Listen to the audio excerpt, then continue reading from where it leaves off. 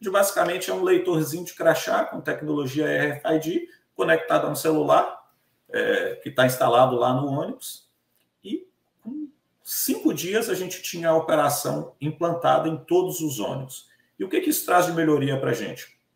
Segurança para o integrante. Hoje a gente sabe onde está cada ônibus e quem está dentro de cada ônibus. O integrante também que está em casa, ele não precisa sair de casa e ir para o ponto de ônibus com meia hora de antecedência. Ele acessa ali o aplicativo dele e ele consegue saber, olha, o ônibus daqui a 5 minutos ele vai passar no meu ponto.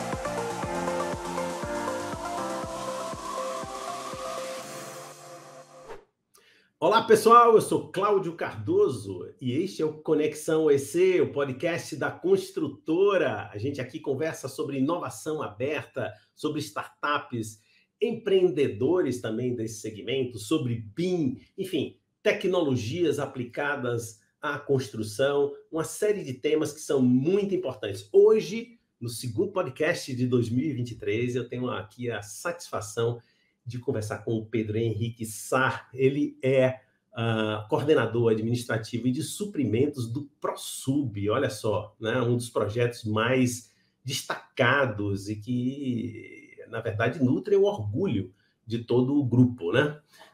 O Pedro Henrique, ele é administrador com especialização em controladoria e finanças pelo FIPECAF e MBA em finanças pelo IBMEC. Ele tem 17 anos já no grupo Novonor, onde iniciou como trainee e teve passagens por grandes obras de infraestrutura, atuando com clientes públicos e privados. Pedro, que satisfação tê-lo aqui. Muito obrigado. Olá, Cláudio. Bom dia. É um prazer estar aqui com vocês também. Olha, eu vou começar apenas contextualizando o projeto que você está agora, já há algum tempo, né? Já há alguns anos, o ProSub. Conta um pouquinho para a gente do projeto, que valor ele gera para a nossa sociedade, para o país. Eu acho que era legal para a gente contextualizar isso, embora o nosso papo seja inovação aberta em suprimentos. Vamos lá. Perfeito, Cláudio.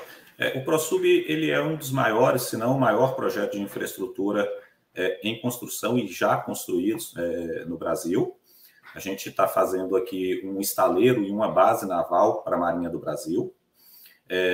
E também compreende o ProSub como um todo, não a parte só de construção, compreende a construção de 4 submarinos.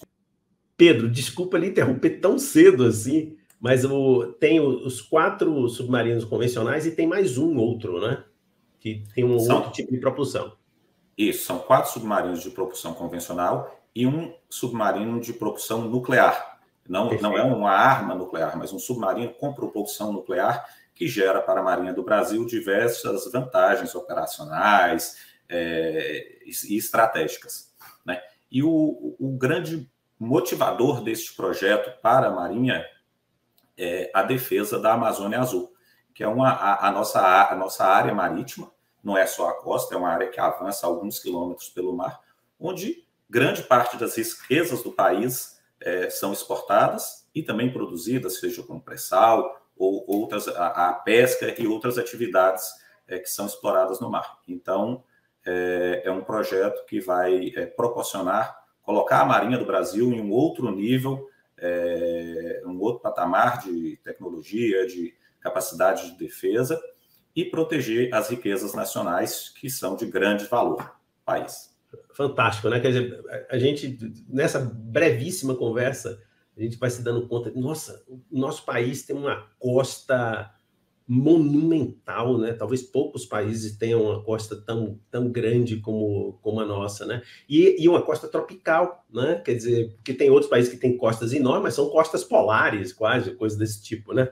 Mas, além de dar essa contextualizada, eu quero puxar aqui o nosso gancho, que é exatamente um projeto desse que exige, imagino, grande cuidado com a informação, sigilo militar, estratégico, imagino tudo isso, e nós estamos falando aqui de inovação aberta, né? Quer dizer, uma mudança de mentalidade, de abertura para empresas que não são e nem integrantes, que não têm a cultura da empresa, da nossa empresa, enfim.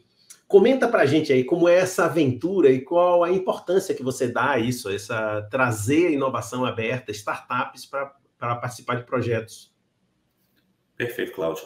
De fato, o projeto aqui, ele traz vários requisitos de segurança da informação, defesa nacional, e o que até limita a utilização de algumas tecnologias, redes Wi-Fi, enfim. Porém, isso não é um fator limitante para que a gente use tudo que está disponível hoje no mercado de tecnologia e de inovações. E o que a gente tem buscado aqui é ver o que existe no mercado e que é compatível com as normas e as regulamentações de segurança da informação do cliente. Então, se isso é compatível, traz algum ganho de produtividade para o projeto, alguma melhoria de processo, enfim, alguma economia para a companhia, a gente está avaliando e buscando, sim, soluções que façam sentido para as nossas atividades, sejam elas atividades de apoio ou atividades de campo também, atividades da nossa operação, que é o foco da construtora. Eu queria explorar aqui um pouquinho com você, até a guisa de ilustração para toda a nossa comunidade, como é o processo de descoberta e identificação desse fornecedor? É um fornecedor especial, sim, que a gente precisa cuidar, porque senão a gente quebra, né? Ele é frágil, não é uma empresa enorme onde a gente vai disputar preço, por exemplo, né? Imagino. Além dessa identificação, desse radar que identifica, olha, esse cara aqui pode ser interessante para a gente, e como é o processo também de contratação, né? Então, acho que seria muito interessante a gente explorar isso. Beleza. Assim, minha formação não é tecnologia, né, Cláudio? Eu sou um cara de administração, estudei muito a parte de finanças e tal, mas sempre tive uma curiosidade pelas startups, muito mais até pela ótica de estrutura de capital, né? Como é que pode a maior empresa de transporte do mundo hoje não ter um carro, não ter um veículo, o Airbnb, que é a maior empresa de hospedagens e não ter um hotel, né? Então, essas questões sempre despertaram bastante curiosidade em mim. Mas sempre por essa ótica, e tinha aquela impressão de que, perfeito, isso é um universo à parte, mas aqui na obra, para a construção, isso talvez não seja ainda o nosso momento. Mas sempre ali buscando e olhando, avaliando essas questões de startups, mais com esse viés. Até que a gente se deparou aqui em um momento onde a gente precisava fazer a monetização de alguns ativos, carros, equipamentos de pequeno porte, e estava com um problema contratual com o nosso parceiro, que era recorrente. E eu já tinha tido acesso a uma startup que fazia essa atividade. A gente fez contato com eles. Olha como é que funciona e tal. E aí, para minha surpresa, eu encontrei uma empresa muito bem estruturada. Então, uma empresa com equipes bem definidas, com padrões e processos bem definidos também, com minutas contratuais organizadas. E aí eu percebi que, então, a gente poderia desenvolver uma conversa de um alto nível. E aí a gente, então, deu início à contratação dessa empresa, fazendo o nosso processo de verificação de conformidade, que é o primeiro processo de due diligence do fornecedor. O fornecedor foi aprovado sem nenhum problema. Discutimos a minuta contratual, uma minuta contratual também inicialmente enviada por eles, muito bem estruturada. Depois avançamos para algumas questões de discussão de propriedade intelectual, de LGPD, todos os assuntos superados com tranquilidade, assim como qualquer outro fornecedor. E aí a gente formalizou o primeiro contrato com essa empresa. Então, o primeiro contato foi assim, olha, existe um ambiente com startups já com um grau de maturidade elevado, talvez empresas que tenham passado por processo de aceleração, de incubadoras, né? E que é possível fazer negócio.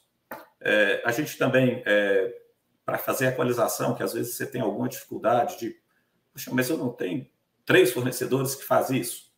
Então, a gente criou aqui uma sistemática de envolver diversos setores que estariam relacionados com a atividade. Então, sempre está envolvido nosso pessoal de tecnologia da informação, outras áreas que serão impactadas. Eles coloco eles para participar das reuniões iniciais, para que depois a gente tenha uma validação técnica daquele fornecedor. E aí eu tenho um suporte para efetivar essa contratação. E a partir daí, a gente viu que, então, seria possível trazer outras startups para trabalhar no projeto. E aí a gente estruturou, junto com a liderança, olha, a gente precisa fazer... Podemos trazer startups? Sim, desde que sejam projetos que tenham viabilidade financeira, que eu consiga mensurar, né, qual vai ser o resultado disso. Né, que eu tenha uma capacidade de implantação simples no canteiro, que seja uma coisa possível de se implantar num canteiro de obras, e que faça sentido também para a nossa operação, que traga, claro, de fato, algum benefício para a operação.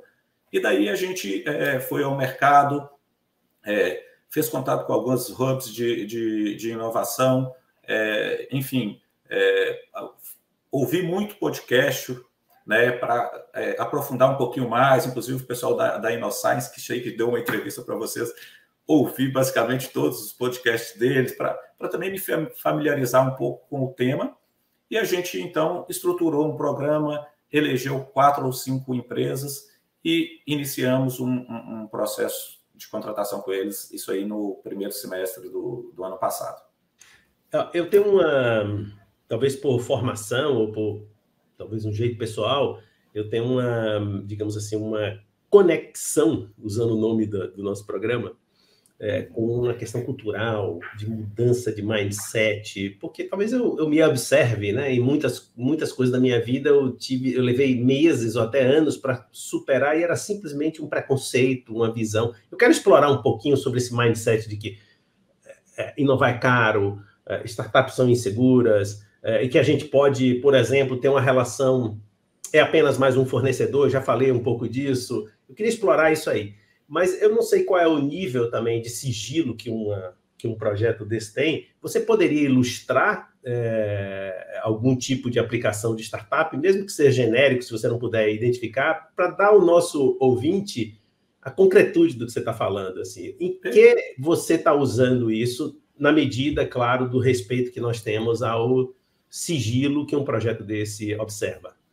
Não, perfeito, até porque assim, tudo que a gente tem feito são atividades que a gente não estão relacionadas ao sigilo do projeto. Então, a gente tem já fundamento para qualquer início, né? Eu não posso avançar em nada que tenha relação aqui com a questão de segurança da informação do projeto.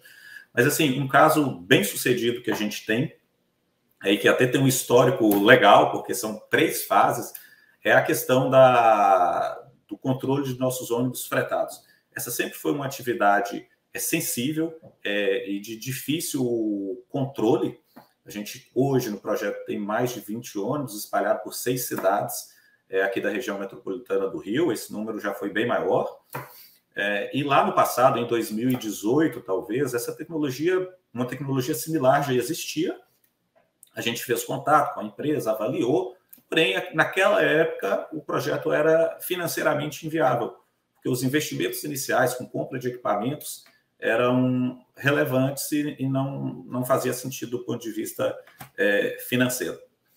E aí a gente voltou a revisitar esse assunto esse ano, e aí assim, a gente identificou algumas empresas já com uma tecnologia diferente. No passado você precisava instalar um equipamento de telemetria, influenciava na parte elétrica do ônibus. Hoje em dia isso tudo é feito com o smartphone. E a gente então iniciou um primeiro contrato, na verdade, um projeto, uma POC, né? Então, com um período de teste de uma solução que leria um QR Code no crachá dos nossos integrantes, e aí eu faria o controle de acesso por rota de quem está embarcando, quem está desembarcando, aonde, de cada um dos nossos fretados.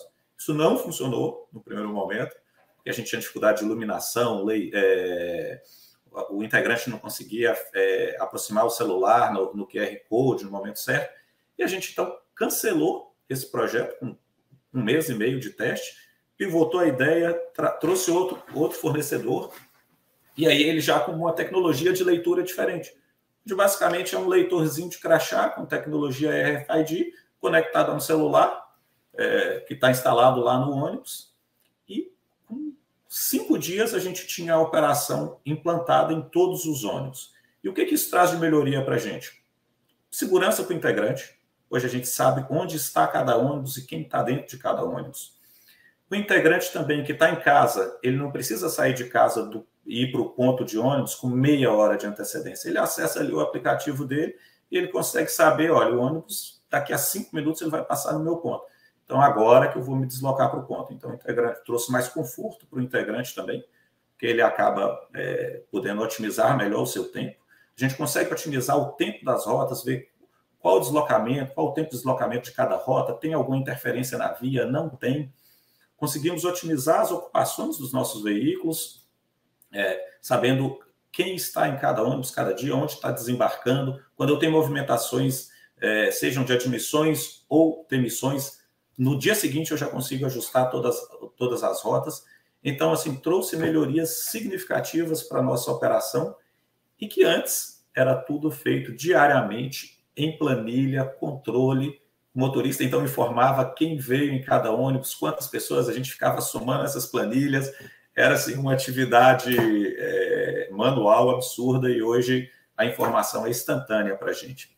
Tem exemplos também na parte de checklists, onde o pessoal tinha que ir para o campo, tirar foto, volta no computador, formata o arquivo, a foto não ficou legal, volta para o campo, tira outra foto, volta, pega a informação, formata de novo, e hoje a gente consegue estruturar isso tudo num celular que está na frente de serviço.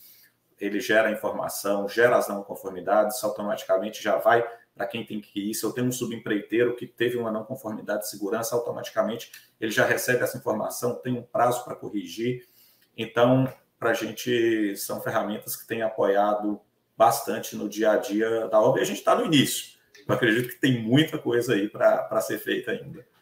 Quer dizer, se abre uma avenida, né, Pedro? Quando a gente, assim, mudou a cabeça, disse, essa experiência é incrível, esse negócio funciona mesmo e traz vantagens do pessoal que está querendo produzir, de fato, inovação na ponta, competir pela novidade. E aí eu quero puxar esse gancho, né? Como é que você vê, né?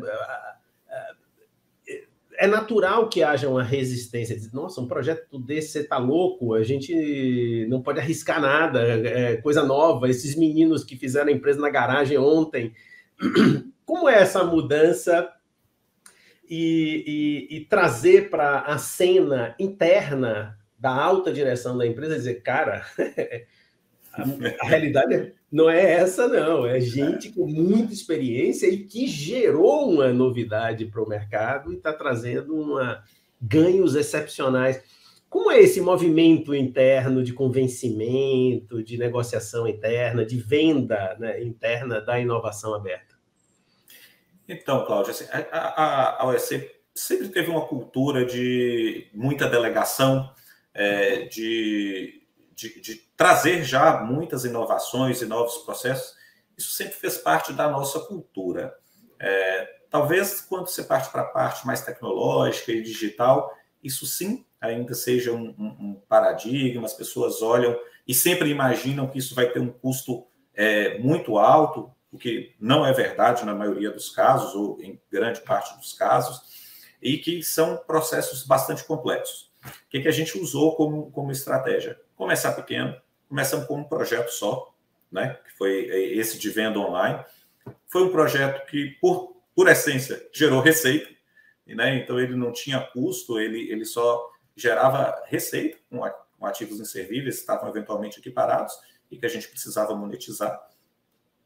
E aí depois a gente conseguiu convencer colocando coisas com baixo investimento, passo a passo, e mostrando onde é que a gente queria chegar e já dando ali um período de avaliações periódicas. Olha, então, com 3 meses eu vou fazer uma avaliação de desempenho, se tiver chegado até aqui, ótimo, a gente avança. Preciso avaliar mais um tempo, então 6 meses a gente reavalia. Então, foram todos processos com baixo investimento, com risco controlado. A grande questão da inovação aberta é que o retorno é muito rápido. Como eu disse, a gente implanta muita coisa que você consegue implantar e no mês seguinte você já está gerando resultado, né? Então, foi isso que a gente usou E quando eu tive um processo que a gente implantou, funcionou. 2 processos que a gente implantou, funcionou. No terceiro, agora a gente já pode pensar em coisas maiores, né? Mas sempre com alguns pilares. Traz produtividade, tem sustentação financeira, né? Faz sentido para o nosso negócio, é aderente ao cliente, às normas de segurança do cliente. E a gente tem conseguido avançar. Por parte das equipes, as equipes internas, né? Porque a gente falou aqui para convencer a liderança. A equipe interna, o que a gente tem percebido? É que as pessoas gostam de ser envolvidas em processos de inovação. Né? As pessoas estão sedentas por isso no canteiro. E às vezes a gente tem assim aquele receio, mas lá no campo, lá na ponta, será que isso vai ter adesão? E a gente fez, assim, a gente tem algumas experiências legais e coisas simples. A gente fez uma pesquisa aqui usando o Google Forms. Pesquisa espontânea para o pessoal de produção, um dia só para o pessoal responder. A gente teve mais de 50% do pessoal da produção indo lá no QR Code, aproximando, fazendo o questionário, fazendo as respostas. Então, uma participação super ativa, né?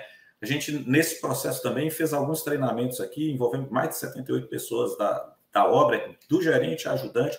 Colocamos gerentes, engenheiros, encarregados em sala de reunião para fazer reunião com startups via Teams.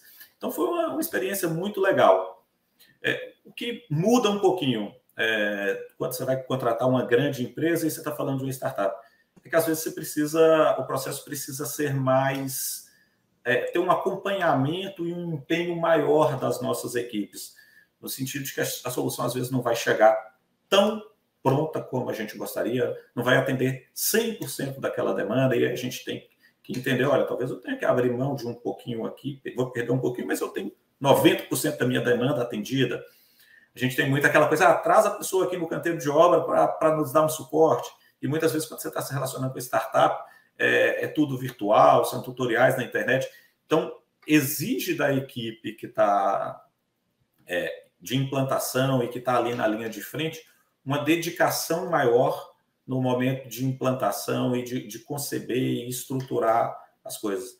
Mas a gente tem conseguido, sim, avançar, porque é o que eu disse, as pessoas hoje, acho que todo mundo está consciente de que não é uma opção, né? É uma obrigação, é uma necessidade, não tem outro caminho. Então, as pessoas, de uma forma geral, têm sido, sim, bastante receptivas. E, na ponta, para nossa surpresa, tem sido muito mais simples do que a gente imaginava que seria. Que maravilha. Agora, vocês vejam, né, Pedro, uma coisa que eu tenho, que eu reflito a partir do que você nos trouxe. E acho que o caso de vocês serve até como referência, como um benchmark da organização. Esse é um primeiro, eu diria, um primeiro estágio de maturidade já de relação de inovação, porque a empresa consumindo a inovação. O ganho que eu enxergo imediato disso, de mais, como é que eu posso dizer, de mais engajamento da organização no cenário da inovação, é o relacionamento com o ecossistema de inovação. Entender como é a cultura das startups, como elas funcionam, como esse mercado é regido, o que é fazer uma prova de conceito e como isso ajuda o pequeno empreendimento, para a gente passar até para um estágio mais avançado da cadeia de inovação, que é ter um compromisso de fomentar esse ambiente, esse ecossistema de inovação, né? Então, na medida em que a organização e pessoas como você se aproximam desse cenário, e você vai entendendo os desafios dessas empresas, a importância que elas têm para o mercado como um todo, acho que vai criando um outro tipo de engajamento que as empresas mais avançadas têm, que é um compromisso com o ecossistema de inovação. É mais do que simplesmente descobrir coisas boas para consumir. É dizer, puxa, a empresa é interdependente desse ambiente. O que você acha sobre esse meu comentário? Você vê isso, você enxerga isso, esse compromisso crescente com esse ecossistema mesmo? Sem dúvida. Inclusive, o que a gente tem trabalhado com as equipes internas, no sentido de pegar esse fornecedor e também tornar a trajetória dele dentro da organização mais simples, né? Então, eu vou me relacionar com o jurídico. A gente vai com a equipe jurídica, olha, eu tenho uma empresa que ela é uma startup, então a gente precisa dar as respostas com celeridade, eu preciso olhar esse fornecedor e saber que talvez ele não vai ter todas as certificações exigidas e as experiências e comprovações que a gente gostaria que ele tivesse. E aí também a gente, claro, tem que criar mecanismos para mitigar eventuais riscos decorrentes disso, né? Mas com a questão financeira, olha, vamos priorizar aqui, olhar os pagamentos desse fornecedor de uma forma diferente, o que a gente pode reduzir de prazos e dar para ele mais fôlego, porque são empresas que a grande maioria das vezes estão começando, também precisa de um fôlego financeiro para performar. Por outro lado, eu acho que é um super caminho, trazer para as pessoas da organização, das outras obras, dos outros projetos, as experiências positivas que a gente está tendo, para abrir as portas para essas mesmas empresas em outros locais. Então, sem dúvida, são fornecedores que a gente precisa olhar com mais atenção, com mais detalhe alguns processos, mas que eu não tenho dúvida que entregam resultados bastante satisfatórios e que agregam e trazem mais competitividade e produtividade para o negócio em diversas frentes. Tem uma palavra-chave nesse mundo que é agilidade, né? As coisas estão tão rápidas, você falou, né? Em 5 dias o negócio estava implantado e rodando, né? Agora, para a gente é essencial. Claro. Né? Os projetos têm vida curta, então precisa ser rápido. Perfeito, perfeito. Pedro, agora, para a gente chegar nesse ponto, tem que ter um certo desafio, um desafio dos nossos próprios hábitos, né? Repensar processos. Você até usou uma palavra aqui quando a gente fez um briefing desse encontro, de inconformismo saudável. Queria lhe ouvir um pouco sobre isso. É verdade, Cláudio. Assim, o processo de engenharia é uma indústria, de certa forma, tradicional. Por outro lado, é um ambiente que, por essência, lida com novos problemas no dia a dia. Cada canteiro é uma nova estrutura. O que deu certo aqui, eventualmente, por ter um solo diferente, um clima diferente, em outra região não vai funcionar bem. Então, o pessoal que está na engenharia e construção está acostumado a lidar com problemas diariamente e criar novas soluções. Eu acho que quando você vai para um mundo um pouco mais de tecnologia e mais digital, isso às vezes ainda cria um certo afastamento, até por ser um ambiente mais hostil, um ambiente onde você tem aí algumas dificuldades para trazer isso. Mas o que eu tenho provocado muito, e acho que enfim, todo mundo precisa estar nessa mesma vibe, é de repensar os processos. Quando o Hermani fez lá o primeiro programa, ele falava muito sobre a importância de não aprender de novo e de fazer a gestão do conhecimento. E, sem dúvida, isso é fundamental para a empresa. Muitas vezes, o que já foi feito em um projeto acaba sendo uma dificuldade em outra. Então, a questão de fazer a gestão do conhecimento é fundamental para a empresa. E foi o que nos trouxe até aqui. Porém, eu acho que a gente precisa fomentar mais o repensar. Pensar de novo, como é que eu vou fazer isso? Se o que eu estou fazendo está sendo da melhor forma, se hoje não existe alguma tecnologia ou uma forma melhor de fazer o que eu fazia há 2 anos atrás e que naquele tempo era a melhor prática, mas que talvez hoje tenha uma prática melhor, né? Eu até recentemente li um livro que acho que o título é Pensar de Novo, que vai falando justamente sobre a importância de estar refletindo e pensando constantemente aí sobre suas ações, suas atitudes, quebrar paradigmas, quebrar preconceitos. E acho que isso é muito importante. A empresa está passando por um momento de forte crescimento. O último ano foi muito positivo e a gente precisa acompanhar esse crescimento da empresa, fazer as mudanças necessárias. E mudança, não tem crescimento sem mudar. Você precisa mudar alguma coisa, você precisa pensar de novo. Eu acho que isso tem que estar assim no nosso dia a dia, principalmente aqueles processos muito manuais, aqueles processos muito burocráticos.